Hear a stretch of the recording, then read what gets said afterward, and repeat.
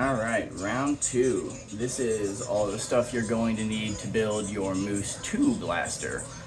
So we've got the hardware kit from Moose, and for this one it will come with the plunger because there are these TPU inserts and TPU washers that he handles himself. So you'll get this assembly like this. Rest of the hardware.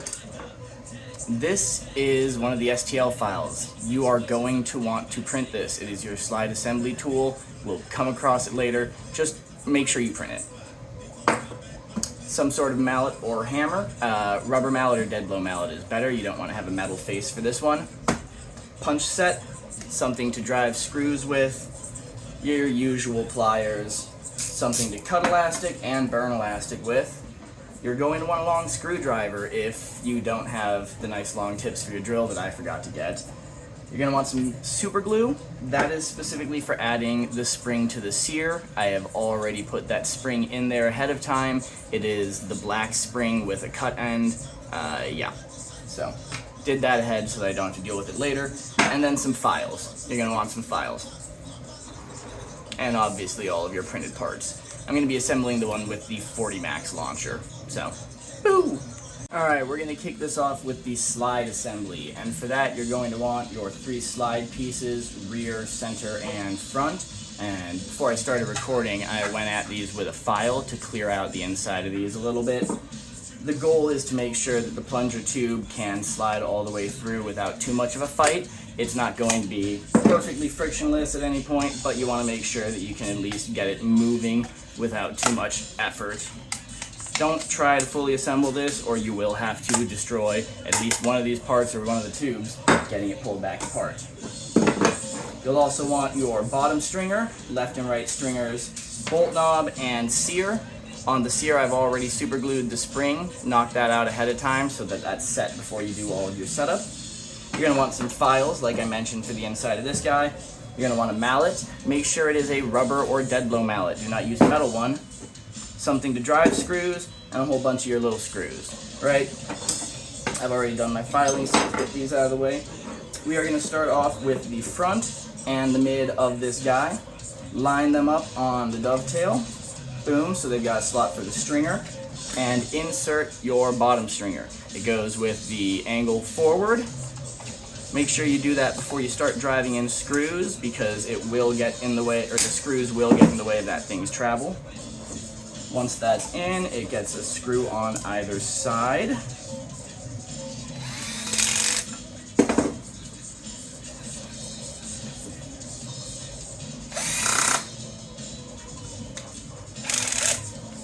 And then 3 screws down the top of it.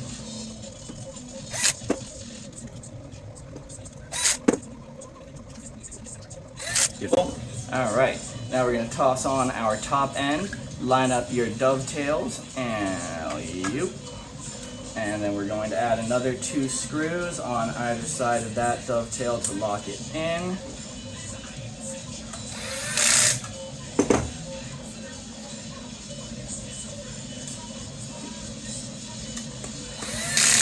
Don't worry about your screw holes on this side. They, if anything, will get in the way of the stringer, and the stringer is going to do more than enough good for this job. There's a flat side and an angled side to your stringer. Flat side goes with the flat face of the slide. So we're going to go ahead and drop that guy into the dovetail. If it doesn't travel nice and easily in, that probably means you've got it on the wrong side, as long as you've got it oriented correctly. Boop. They only fit on one side. Alright, stringers are in. And let's get some screws down the length of them.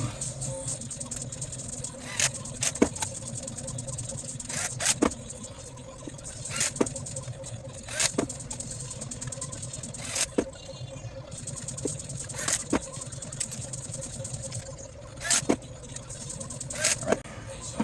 Take your bolt knob, throw that guy on there with the holes lined up. And that's going to get 2 of your screws as well.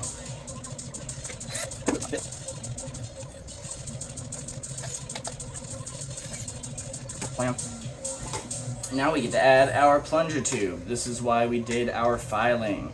This guy is going to go in There is a natural cutout recess right about here. It will stop at the bottom of that.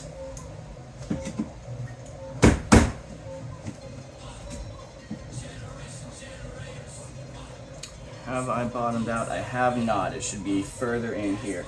So if where's something I can point with? There is a lip straight in here and down. Right there. So I've still got about an inch of travel left on this guy.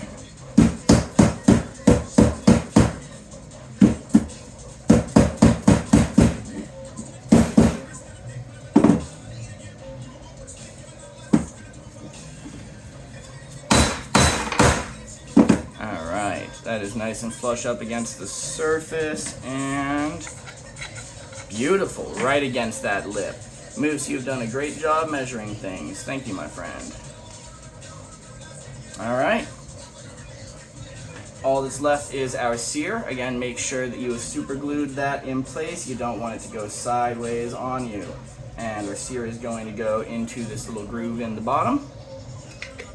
Push that in, line up the hole, and drop in one of your pins. Come here.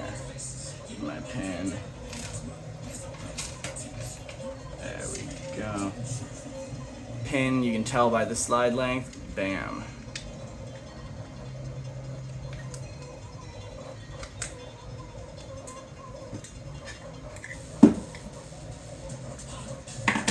Make sure that your sear is moving free and happy. If you need to widen that or ream out that hole, do so, because you want this guy to have completely unimpeded travel. And there's a completed slide. Just wanted to pop back in to mention, you may not have as perfect of a fit as I did, so if you don't, make sure that you cut that tube down nice and flush with this top once you've hit that stop lip at the bottom. Mine is pretty nice and even, but I'm still going to go through with my reaming tool and just make sure that there's a nice clean face, because the turnaround is going to slot into this, so I don't want to cut it too far in, but I don't want to have an ugly bird up face, any deformities. I want the turnaround to have a nice time engaging with this guy. Next up, we'll be building the receiver.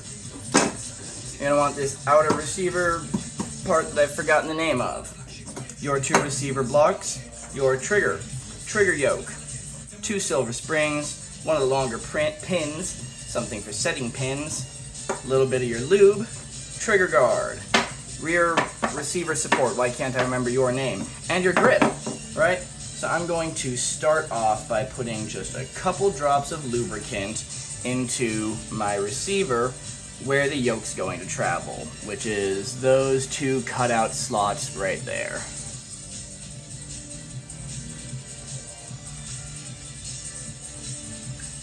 Did I say a drop of super glue or a drop of lube? I can't remember if I got that wrong, but the point is I'm putting some lubricant in there so this travels nice and freely, which is important because that's going to have the springs pushing on it. Your yoke lines up with these 2 little wings on the side, down against and under that tab. And then we are going to put our trigger into place on the bottom of the yoke and get that pinned into place. Springs go in last because it's just a pain in the butt to hold them in place while you deal with this.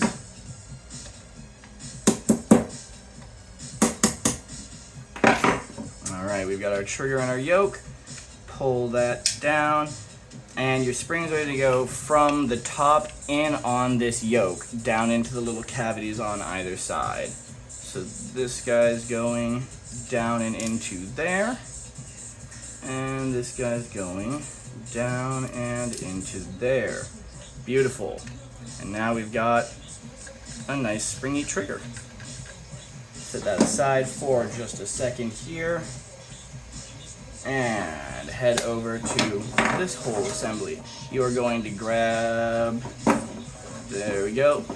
One of them has a flat face through which a dovetail can't go, and a dovetailed side. We are starting there with our grip going forward into the dovetail. Boop, boop, boop, boop.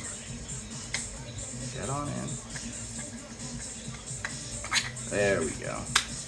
And it should slot nicely into that little groove up front. Then we are going to add our rear one, same dovetail plugs right in there. And and this support guy is going to go on and in.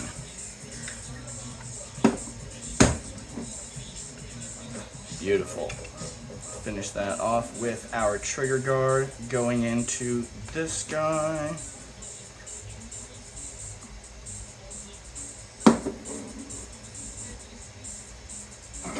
There we go. And then you've just got a whole bunch of screws throughout, and I am going to cut to fill all those screws.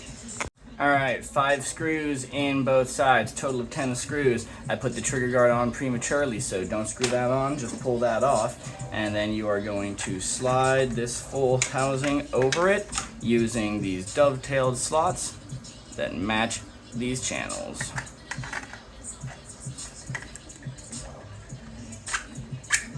That on the dovetail, there we go.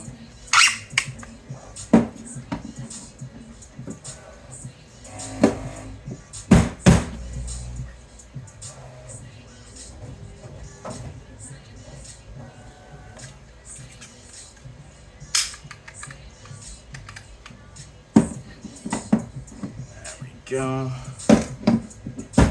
Trigger got a little in the way there.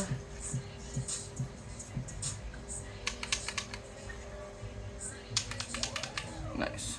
And now we are going to go ahead and add that trigger guard.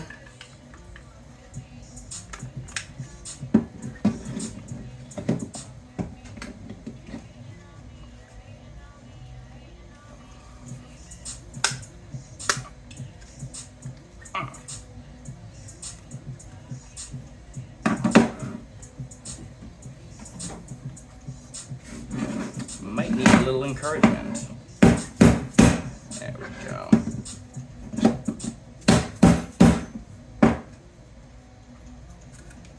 That's better.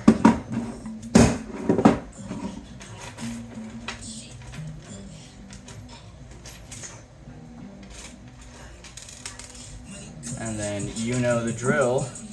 We got a whole bunch more screw holes to fill. And another 4 screws in both sides. 1, 2, 3, 4. 1, 2, 3, 4. Nice. There's our grip assembly. The rear of the frame, very easy. All we need is our TPU butt plate, our big rear stock hunk, mag release, one of the longer pins, elastic, lighter, and cutter. For the mag release, it goes oriented as you see it currently, and we are going to take our elastic, put a quick knot in one end of that, and toast it off.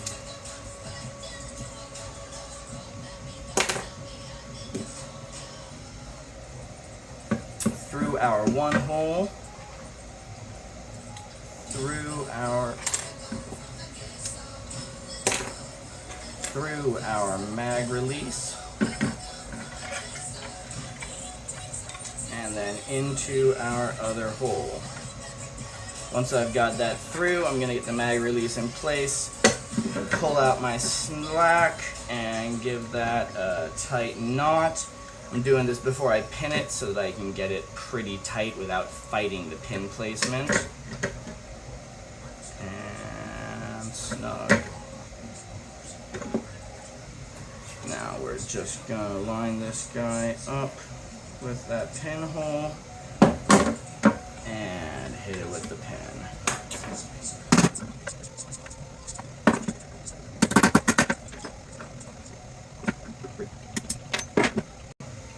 Perfect. And now we should have nice stiff mag release. Cut and clean that real quick.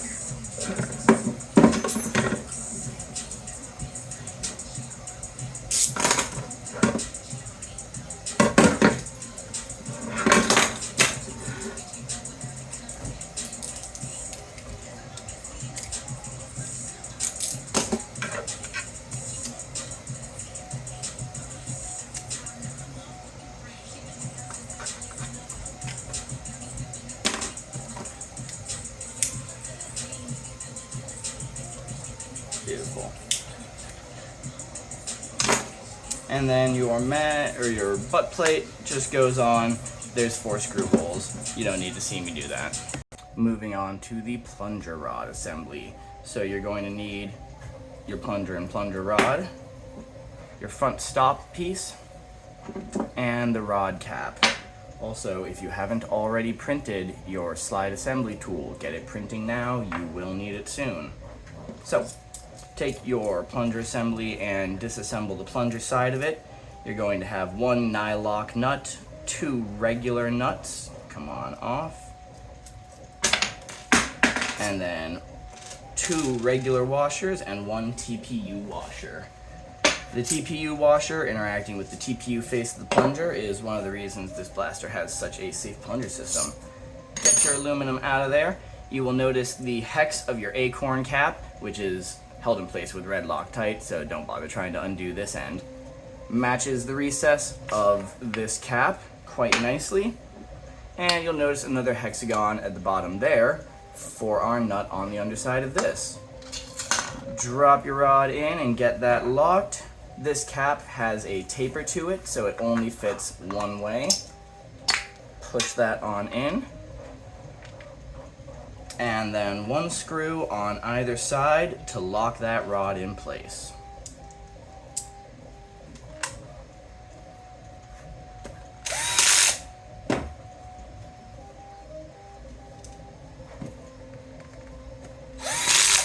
Boom. Nice and snug. All right. Aluminum rod back in place, and then we are going to take our slide and slide that guy on. Then we need our spring, our plunger, which needs an O-ring on the face and some lube on that O-ring. Never forget the lube, kids. It is always important.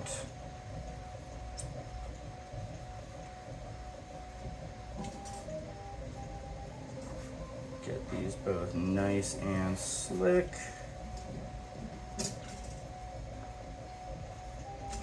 And then our plunger, make sure you've got the catch side, not the circles, facing towards the catch of the slide. Drop it in. It's an oval that only fits 2 ways. And by this point, you better have this tool printed because we are going to use it to get our plunger head down into this tube where we need it and access this central rod. Order of operations is your TPU washer, your 2 regular washers, and your first nut. Once I get this first nut all the way seated, I'm going to do the rest of them, but this first one's going to be my best bet for retention and convenience.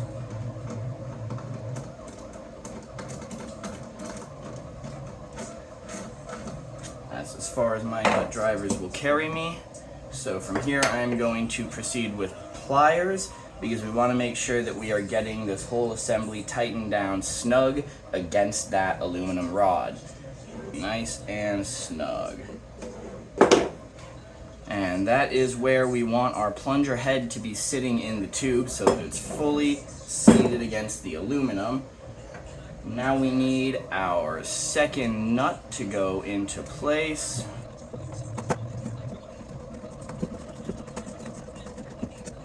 Ding.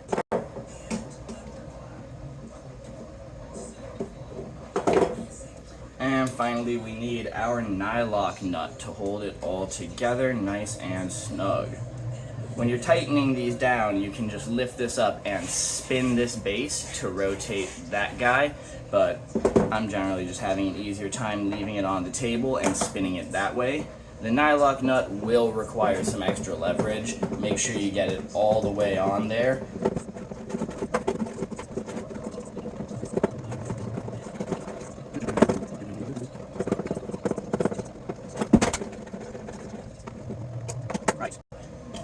That is as far as that wants to go. And And when I push my plunger back a little bit, I can see that the washers don't move an inch. So we know that this guy is fully situated against that aluminum sheathing on the central threaded rod. And that is what we want, all nice and locked into place. Boom. Now we are going to add our air turnaround. The air turnaround gets one of the large O-rings at the top, two of the small O-rings at the bottom, and a whole bunch of lubricant on both, which I've already done. That guy matches with those stringers, sits nice and neat on the slide. You should have a clean flush ramp there. And then you've got 5 screw holes to drive in. And now that we've got our turnaround attached, and be aware these holes are one of the main reasons I recommend having a long screwdriver, we can start assembling our blaster. So first things first, grab your grip portion, slide that on and over the turnaround and just hold it in place with your hand. Take this block and the Picatinny side goes towards the muzzle, slot that in under so that that whole thing will hold itself in place a little more stable. And then we can take our U-bar and put it down these channels right here. That'll go all the way through the blaster and provide it with some rigidity. And you should see it in that hole at the front of the stop. Bam. Second U-bar goes in the same channel on the other side. And lines up with that hole right there. Beautiful. Now take one of your longer bolts and you're going to drive that through this front hole.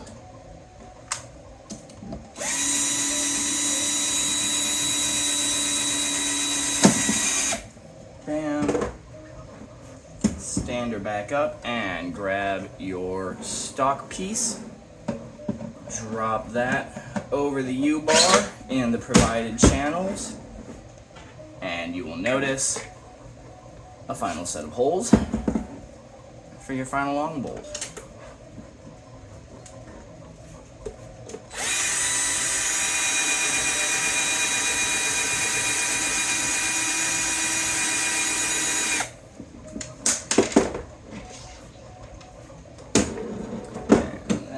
Got 2 more screws to drive in.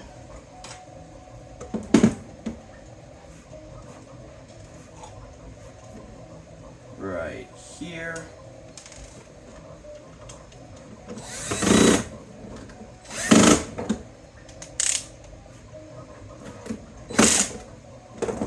And on the other side, same spot.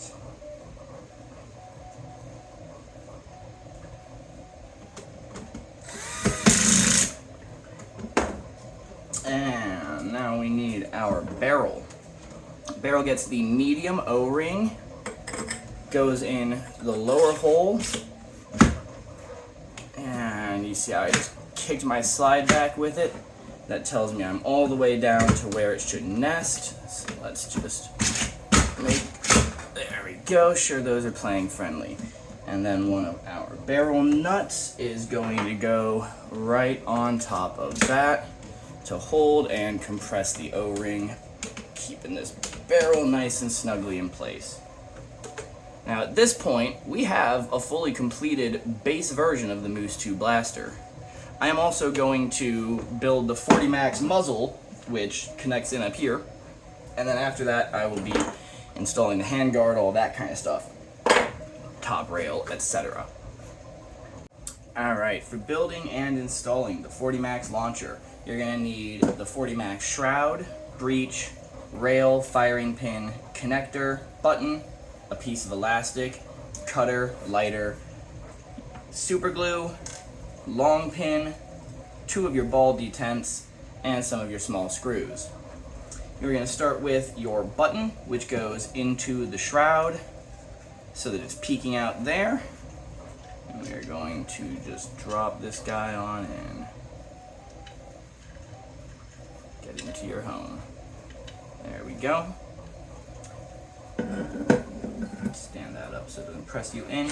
Take your firing pin, and the rear hole in it is going to get a piece of elastic through that.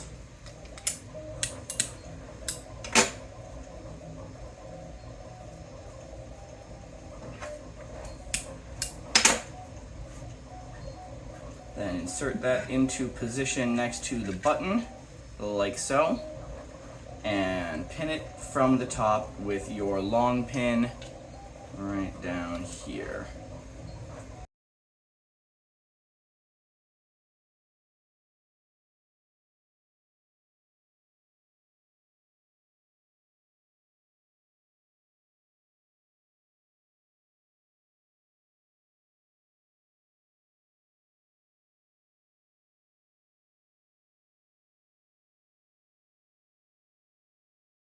And once you're satisfied with the tension and tightness on that button, you got a nice pin action going. There are 3 screws, sides and top, that hold that connector into place.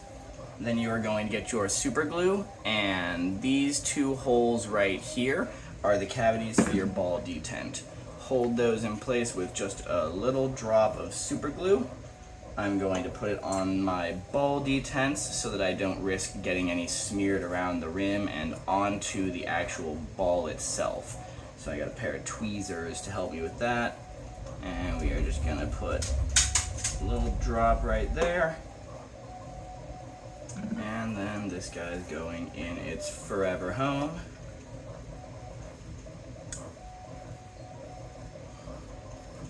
Nice and snug. There we go. Took some force to get that sent. That is going nowhere. And then our second little detent. Gets the glue. Goes in its hole. Oh, that was much more how I'm used to it going. There we go. Voila, 2 ball detents. Give that a second to let the glue dry, and then we are going to add our breech. Alright, we've given the ball detent glue a little time to dry. Now we are going to take our breech, and it goes rounded side back with this point down into right there, the center of that dial. So we're just going to take this guy and kind of force it into place. There we go. And now we've got a nice pivoting action that the ball detents lock up real smoothly in both positions. So if we know that's good, we are going to take our short pin, and it goes in this hole right at top where the whole thing pivots.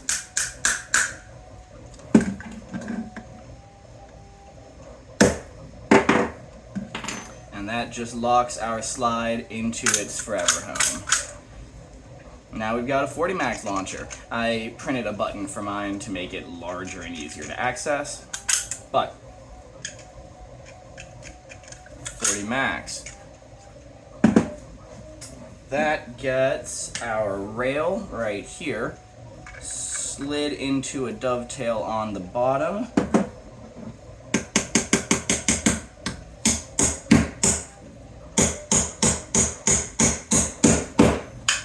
Go. Nice and snug.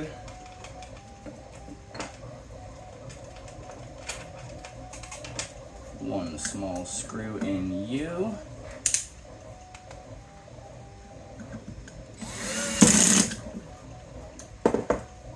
And this is completed and ready for install. So let's grab our blaster. Right here. And it is going to go on the front. Bear in mind, if you want to do barrel swaps, stuff like that, in order to reach this barrel nut, you are most likely going to have to remove your 40 Max extension. It's not the worst, but it is a handful of screws. So that guy slides on and fits nicely just like that. And we have one screw up top to lock it in, one on both sides, and then one on the bottom in that rail. I'm gonna cut to get those installed. Now that we've got our 4 screws installed to hold the 40 Max muzzle in place, we are going to move on to the handguard and foregrip. We've got our foregrip and its retention block, couple couple of the decorative spacers, and the handguard itself. So let's just space this all out real quick to figure out where we are going to put things. We've got our handguard there. First block, second block.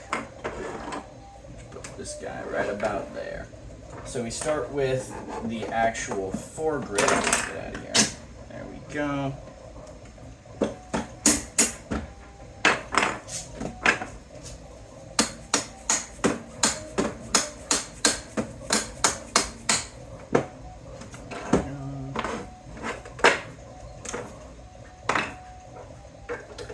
And that gets its lock block. Go.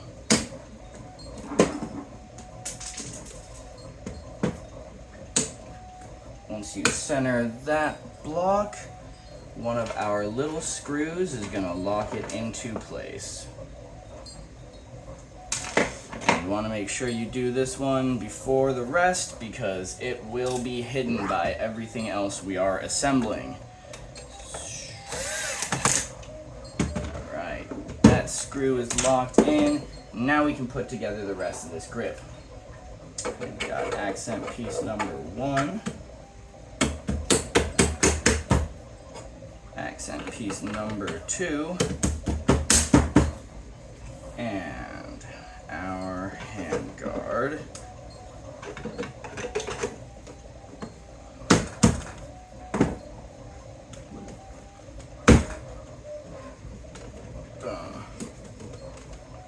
Now we've got a bunch of screws that are going in, 2, 4, 6, 8, 10.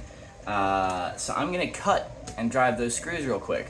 Now that we've got our foregrip and handguard installed, all that's left is to add our carry rails. So for that, you're gonna need your 4 carry rail pieces. I've opted to go with the ones that have front and rear sights. If you do print those, they've got little cutouts that you can put a piece of filament into to act as fiber optics. Nice effect. I haven't done it yet. You can figure that one out yourself. But we're going to need our 4 parts of the rail. You will also need 2, 4, 6 of these short pins, your threaded rod, 2 standard nuts that capture it.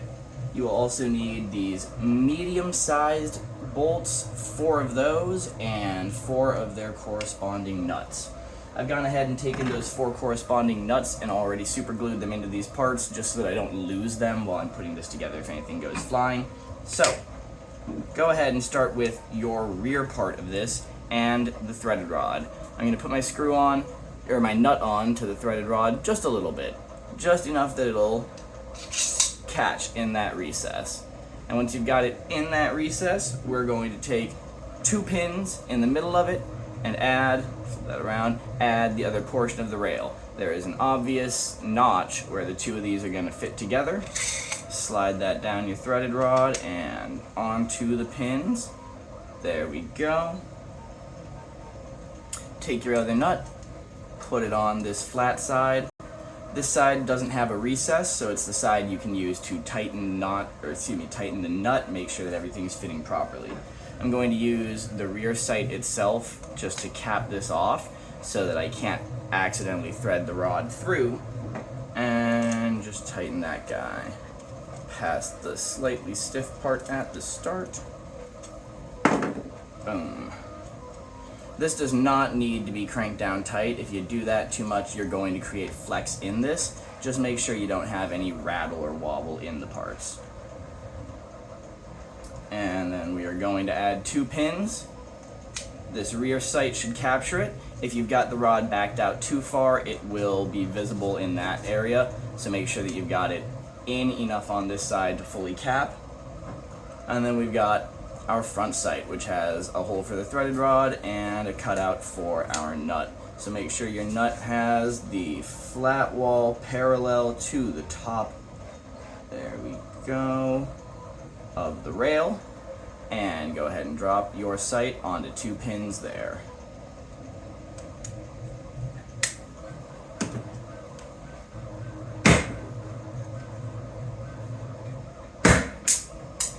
Voila, carry handle. Now we are going to take, whoop. Now we are going to take this guy and slide it right onto our Picatinnies. Starting with the front, since you've got more space to work with on the back, and on we go.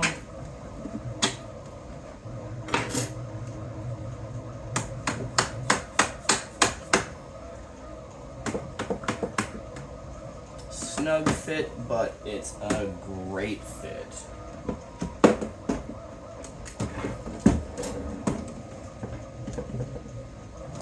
Drive your screws on into those nuts to lock everything together. One.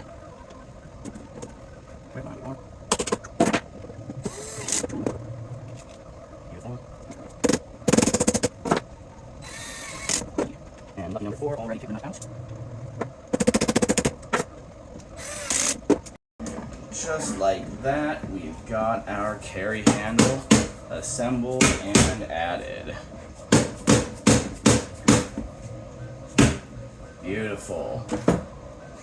And that is a full Moose Tube blaster with some fancy bells and whistles.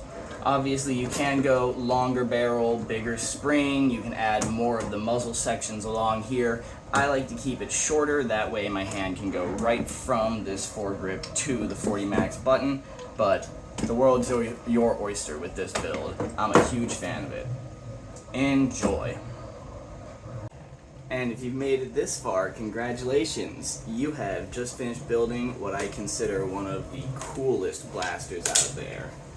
Go ahead and give yourself a round of applause and a few test shots to make sure everything is running properly.